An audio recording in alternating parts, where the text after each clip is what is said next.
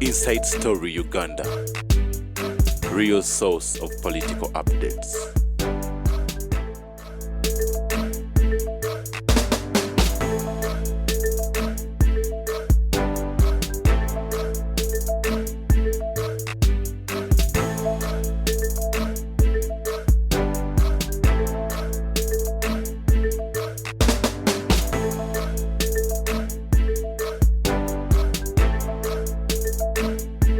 Inside Story Uganda. What do you benefit by killing Mirundi? You say, yes, if I kill Mirundi, Museveni will not get a bloody man like a Mirundi. But am I killable? I'm telling you, immediately after Baguli started suffering and diminishing return. I'm not Katumba Wamala. This also supplied to former Prime Minister Tony Blair. He gave way to Gordon Brown. The ANC in South Africa removed Mbeki from power before his term expired, and the same is likely to happen to his successor Jacob Zuma, because they do not want a successor to inherit the incumbency problems. Olaba omutwe guno nabaga nti ne Zuma jagenda ngambeki it happened. Emuzenye nze siri muntu professor yabaga ne muloza tulwanyisa muntu uyu musajja musambwa, which is true. Lastly, changing the age limit will help us. This is very important. To those who are jostling for power. And Museveni has sent a strong woman in. After tackling Kadaga, he called a meeting of family members and told them, anybody who engages in early success, times, I will not hesitate to arrest him. What Uganda nti obuzi wa Uganda is era Museveni bayiba busolovinga atuze family meeting. Okay. Lastly, changing the age limit will help us to delay the succession battle, which is rigging. Remember, NRM almost split over when Amama and Babas, Raymond, that had been anointed to succeed Museveni. If we change this problem of removing the term limits and the 75-year cap, it will create a political stability, because it would be left to the president to retire or seek another term. This is why they are bringing the 7. The intention of 7 years is to create stability. Museveni will live at his leisure. If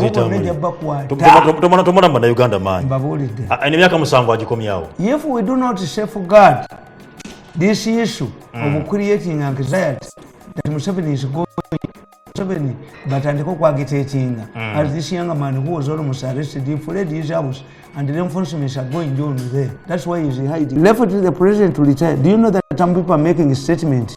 His associates are making a statement to same way to Said and the way. The chairman is panicking. By the time I left home, I was monitoring their movements. They are converging at Serena to share their experience from where they went to make a statement. If we change this problem over the 70-year cap, and as we've done earlier with the term limits, it will create a political stability, because it would be left to the president to retire or seek another term. If we do not safeguard this, we shall plunge the country into unnecessary wrangles that you are seeing now. And also, this Mudaka president. A president in his last term becomes a Mudaka president. In America, unless the vice president is interested in the presidency, the president becomes a Mudaka president. This is why, when he's not a descendant of the whites, Gatiafamu America can visit his home area. Obama had to visit Kenya. This is why bajjako uhuru empulutulizo. Kakati kano kanakataba nakawandikadde bimbo buli ebimulwaniramu. Kill me on the seat. Ali numba bajja muba omuzukulu tapa ku mapeka kajjawo. Nja be motoka ndiwanike wabu. Mwenja kwekuba Amasasi. Nze musobola mukubeba Katumba wamala. Mukubeba Katumba wamala. Nze musobola. Omwaka 2017. Temunsobola ne bwe ntambuza ebigere muti munsobola kunzita. Nze Tamale. abo nga tuvuddewo jatuddeyo ku nsonga twogerako eya Mathias Mpuuga okubeera in opposition era anasobola omuntu w'okuzannyisa onaani stomach worm politics Mathias Mpuuga Robert Mao Takiza Besigye did I write yes let me see wile bwakawandiika ddi kandabe kana katabo kaggulu kandabe ku ddiiro kawandiika ono Mpuuga namulaba dda ng'ava Emmengo mufere Mpuuga mufere Nuupu yabafere Muteringi yabafere Nuupu yabafere era nabawandiikira nembagamba kulikani kuliko Mpuuga kuliko Mao kuliko ne Besigye you think it is a new book you think it is a new book no kati kankusomera otegeere nti nze omutwe gwange temuguzanyiza naye Mirundi muka Mirundi yazaala banna nkugamba labels without cause omanyi bogedde nti Katumba bamukubi mukazi wange abadde ansigalidde mu nnyumba yatagala ofulume tagala nfulume nemugamba ngende mu chapo nimala okugenda mu chapo nojjayo tulu chapo embuulira genda oba togenda nojjayo tulu chapo embuulira egambe egenda tewali buzibu chapo embuulira omuzukulu tava ku mabega bagamba kitaawo azaala nnyoko chapo eyogera chapo nkugamba rebels without a cause in conclusion when I was concluding this book 15 years ago I said in conclusion I want to answer a fundamental question.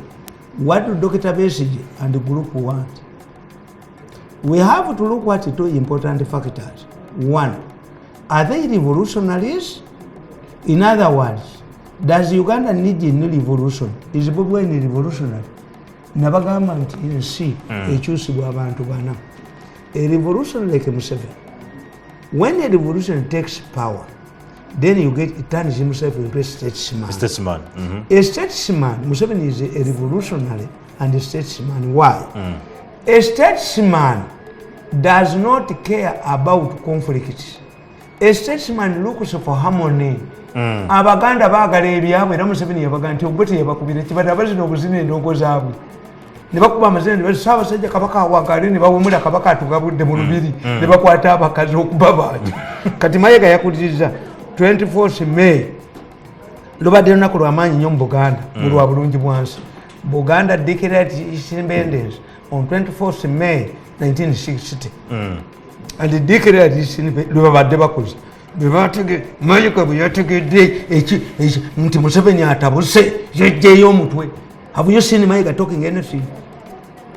Mayiga n'abagereka yadduse abali basente badduse nedda muzitamukana te ayogere ki anti kubuulidde for the first time 24th May was celebrated in the white way by Mengo. Why? tuli mu mbeera ya covid anti nkubuulidde muzitambulireka naawe tuli mu mbeera ya covid tetulina kuŋŋaanya bantu mu matulutulunga ennaku z'omwezi 24 May 1966 Obote yakubulwa Kabaka ng'ennaku z'omwezi 24 nga lunaku lwe babadde bakoza ono 8 October Buganda declared its independence 60 the third time ne balonda komiti eriko binayiisa eriko Mpanga azaala ono Mpanga ali Mmengo eriko Masembe Kabali eriko Godfrey binayiisa ne babawa paundi emitwalo 35 bagende bagulewo ebitebe bya Buganda ebweru bakoma Busia ne beekweka ne babba Abaganda kyebabadde bakoza mu bulungi bwansi tulimayindi bakugamba mu nsi a revolutionary a reformer a statesman. Once you become, when Museveni, after becoming a revolutionary, Museveni became a statesman. Yeah. Ayina bibiri. Kakati, a country is a reformer. Museveni is a leading reformer. Yaleta ebintu mu parliament. Museveni is a reformer. A revolutionary, a statesman, a reformer. Tewali reform. Is Besigye a reform? Is Bobi Wine a reform? Have you seen Bobi Wine what he is agitating for? Kakati owokubiri bamuyita second liberator Besigye byabadde akola we went to the bush. If the revolution is hijacked, those who participated in the earlier revolution have a right to go back to fight. This is what you don't know. Uganda's constitution says those who will overthrow this 1995 constitution and the Uganda fight will be paid from national coffers. Era constitution ya Uganda ekugamba tujja kubeera ne systems zisatu, a multi-party, a movement, any other democratic. The word democratic is intended to warn the army. Tia amaje bwe gawamba mukikasuuza abakulidde nga yerisini gundi Russia yalemesa amaje. You are paid from national coffers. Ne baloya tebabisomanga. Kakati mzee tamani katona kutema kuddayo. Ye Bobi Wine omuteka mutulu. Talina kyali. Bobi Wine just exercise speech. Secondary liberator. Ye secondary liberator. You know that Bobi Wine met Museveni. Mzee tamani nedda ebisijja bige. Ye secondary liberator. And Bobi Wine revealed to Museveni. Nje munange nali nakwata mukazi mu kiwato nagenda okulaba. Mzee tamani nedda. Mukbe kalete. Bobi Wine mukbe atambya duke. Kalete. Mukbaduke. Kalete. Njagala abaga ntamulabanga. Buliga soze kuwa sente. Njagala muga nti Bobi Wine talabanga ku Museveni. Buliga soze kuwa sente. Nsibyewo milioni zange 10. Nzirekawo wano cheke. Yaba kubola basiina nani bale nange kusiba.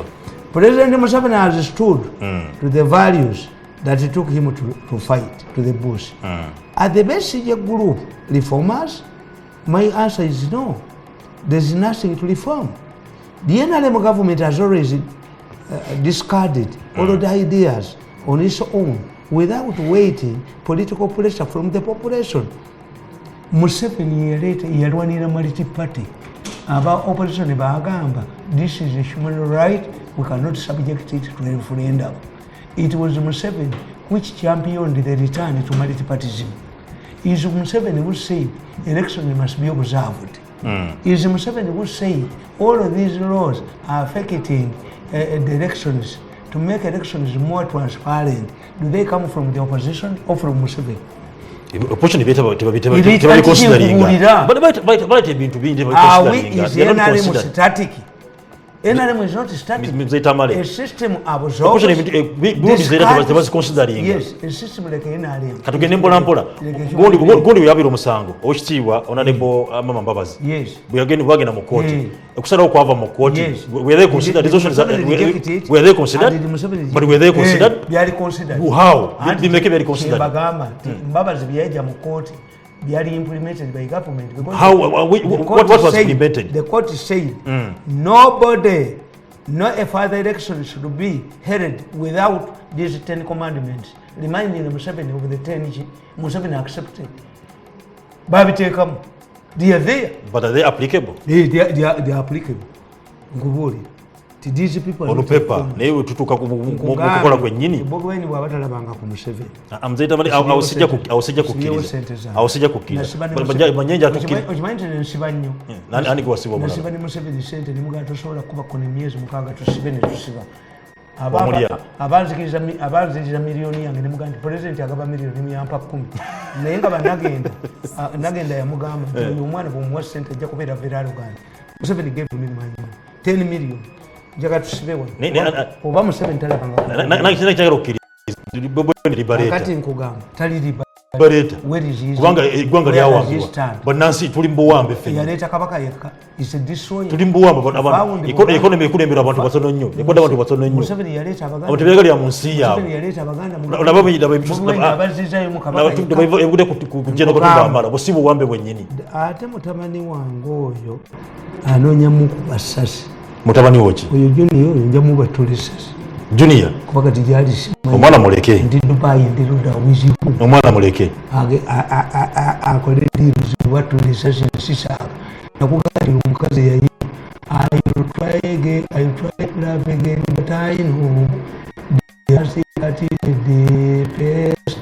Tata we yamusanga nnyo enjaga. Uyu muwala yali ayimba boyfriend we. Tata we yamusanga boyfriend we ng'anyonyaga namubesasi. Kubesasi ewange. Na Junior jamu kubesasi. Anti simanyi byalimu. Muleke. Bwabanga. Ekubo lyasalawo okuba akwata. Yakyakala bakyaba mukyakaza.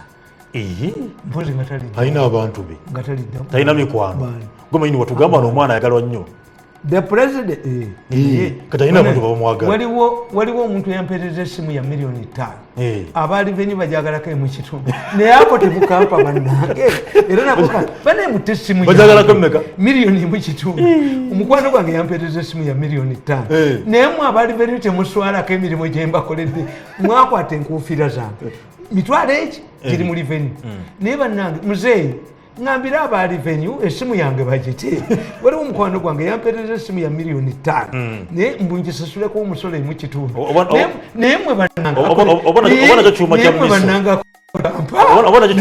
nako kantwale wa Museveni mugambe akona kumukampe eyo omuganda wange ono omanyi oyo omuvuka wa revenue authority ye tamumanyi naye nze mumanyi yali wakayola ne bamulwanyisa n'avaayo that man yatandikako ne butcher oyo omulunzi yalina ku butcher nga tebanyama yes n'agenda ebweru nasoma masters taata we yasanga president n'amugamba omwana wange yasoma nga talina mulimu I know that boy oyo kyobola mamwoli tegamuwandikako the first 100 days in office walebenga bagamwandikako naye muganda wange lwaki totakasimu kange tudde ku nsonga ya mpuuga the president lost much powers. President Museveni has stood to the values that took him to the basic group of reformers. My answer is no. There is nothing to reform. The NRM government has always discarded all the ideas on its own without waiting political pressure from opposition. The presidency lost much powers to other institutions. For example, the 1995 institution outlawed the nominated MPs. They became ex-officials. And the president accepted the new change. Political appointments are vetted by parliament. The president has not defied this and willingly changed to multipartyism leading the yes team himself. There were many voices from NRM leaders against the move to multi-party given the country's history. Omanyi mutane wange nsereko ate bo baali bawakanya ne Kakoza Mutale Museveni n'agamba very good alina similes tulina abantu betugalidde mu nyumba bawugana abayitawo nankabirira naawemula bayize hunting dog nawulidde agamba nti Mirundi attacks NRMs. Yes, I attack you because the battle is within NRM. Buli omuli NRM bye abavudde ku mulamu abalwanyisa Museveni. Why don't you take him ntwalayo wa Museveni nkukubira obutambi nkugamba therefore all of the issues that are raised by Dr. Besigye and the group are not fundamental. For example, corruption in the government. There was much more corruption where Dr. Besigye was still an influential figure in the government. Was the Minister of State for Internal Affairs, was the National Political Commissioner, was the commander of Masaka Mechanized Regiment. They also used temporary things like high prices of goods when the Dr. Besigye himself is involved in the oil business. Why doesn't he cut down his prices? Therefore, these are Dr. Besigye's objectives, not a reflection of what the majority of the population want. In my opinion, Dr. Besigye is linked to the string group in the government who wanted to outlive the current regime with their root. We wali obuzibu. Omuntu yenna Katumba siba member baabwe. Nze siri member waabwe. And the group is split. The mafia ganga jenna kuba. Yenkubye okugituusa ate ngenda gitembesa ennyonyi.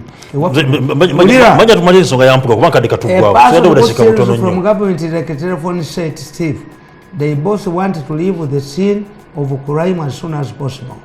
Revolutions in Egypt and Libya have sent shockwaves to Ugandan mafias.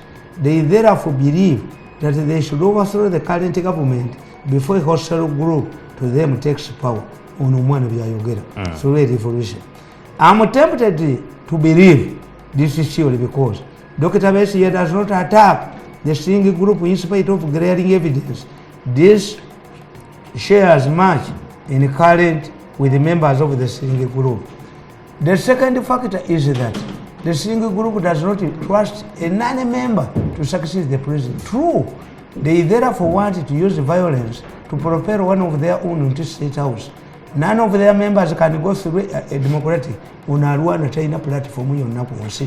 This explains Nenkugamba, on the other hand, seeing a group believes that it can buy everybody, abo bampuuga, bani. Kakati nkugamba, nti mpuuga, neba mau, neba wandika kodda. Nkugamba, which would produce cheap goods. For example, Dipirida Mau, a group of Achoris to block a sugar factory. You're leading. Mau you're leading of Achori. Bagane, Amuru factory. Amuru factory has taken over. Ebikaji byonna abasoga oyo mukazi nabaga singa munyina kumati nali mukubidde simu okumwebaza kubanga abasoga bali liberated license zonna yaziguze ebikaji ebiva okubitwala amuru ne center azikuddize bamadivani kabasame the unite only mbagamba nti aba opposition ekikutegeeza siba revolutionaries they unite only when they may cause violence. Why didn't they sponsor one candidate during the 1911 elections? The president, why do they sponsor different parliamentary candidates whenever there is a by-election? Why have they failed to dissolve their political parties and transform into one party? This means that their objective are different and their unity is fake. Such a group can't bring peace to Uganda. This explains why they unite only in causing damage, because their financial sponsors abroad demand so. They unite to get access to donor money. They argue that the government is foreign, but fight to go to parliament. Why do you join a foreign government? Lwachi kati bagenzi. Lwachi bagenzi mu parliament to join, because parliament is an institutional parliament. If you were revolution, did Museveni join the government? Do you think Nyerere wouldn't have convinced Museveni according to government? Why have I not joined the government? Anybody who brings an appointment later to limit Mukbejo. So all are joining a parliament. Yes. Single they are liberators. Yes, if they are liberators, Mpuchabija reject everything. If you are liberator, if you Bob Wayne is a liberator, family Gagawa Denu, no one of Mutayna Gondi. But I've not seen anywhere Mpuga Mugamba. No. Stomach warm politics. Ntibano. But stomach worms is the Uganda proverb. The stomach worms connive to kill their host, failing to understand the attack inside his bed. Yes. Ndabino waliwo baba deba kuulira no Muganda ali ku serene yekwesa. Mwenda ya Mugambi. Mwenda ya Mugambi rugero kyolwa Abaganda. Sajja ya Mugambi. Why? Kakati bwenjikiza Museveni byayogera. Suspending the program, as you people say, I've invested much. Is it a monarch? Watch him Mutabani Wakulanga as a second. Is it a monarch? Naga Nemama Yampisi, Nangam, Ninagani, Kubanga, I have a right. Chidicho Kuyingira Mulimu family, Tichite Gates and right young Jabaroni. Didn't you say it?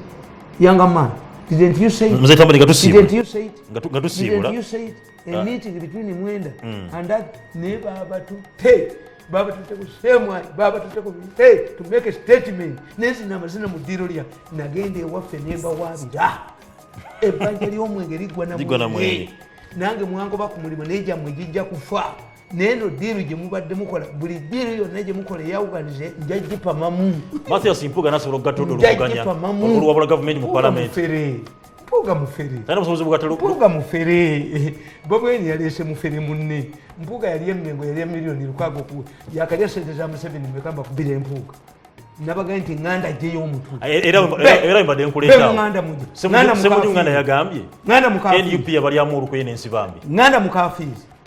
Nganda mukafizi. Nganda oli mukafizi. Nga nakubya tepo kitabutasula bijabo. Naye twaliko ffenna twasoma diguli yemu. Nenganda. Semuju nganda. Nganda akaka wade. Yagambye. NUP yabalidde mu oluko yene nsibambi. I have never seen a serious Semuju in my life. Simulabangako. Why you say that? Omusajja abadde mu parliament ebbanga lyamazeemu akwata kifo kibibiri bisatu okuteesa mu parliament. Kimanyi Namboze n'Aisha Kabanda nabalabadde. Aisha Kabanda yakolanga mu Umeme, Namboze ng'akola mu post office ebitere. Namboze yagenda Ruzira emirundi emeka. You think Museveni yasoose omusibe? I know this group. Naye tesifaanagana nabo. Me, I don't use short-term strategies to solve a matter. Toyinza kungula. Era nabagambye nti Nyakana was rolling in me. Nyakana even tried to locate my house, Chengera. Nambuuza obeerayo ssaawa mmeka?